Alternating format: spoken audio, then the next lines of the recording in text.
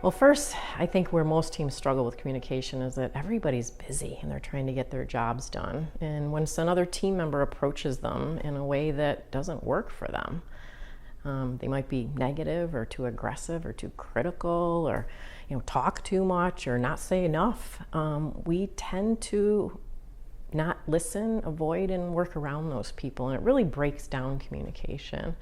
So one of the biggest tools we use is DISC, because what we do with DISC is it really helps people understand the benefit that someone brings. Instead of looking at the 10% of someone that might be a little frustrating to you, we don't want you to miss the 90% of what's great about people.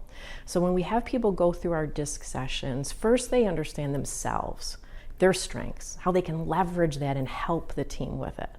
Then they understand some of their limitations or development opportunities and get an awareness of where they might annoy other people in communication.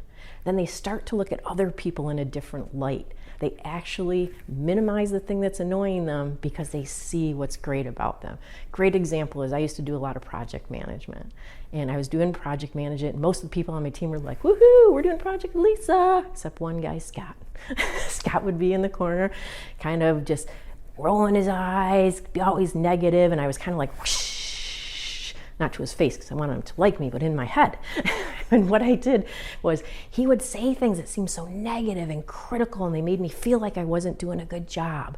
And it really bothered me. But then one day I realized everything Scott said was true and accurate. I just didn't have lenses to see them. So I went to Scott and I said, Scott, I wonder if you could do me a favor. And he said, what? He didn't really trust me. And I said, if I give you the project plan, will you shoot holes in it and tell me everything that's wrong with it? He goes, oh, I'd be happy to do that.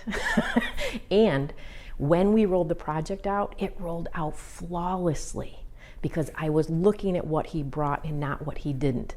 And he said to me, hey, I'll make a deal with you. And I go, what's the deal? He goes, I'll do this for you every time if you promise me one thing.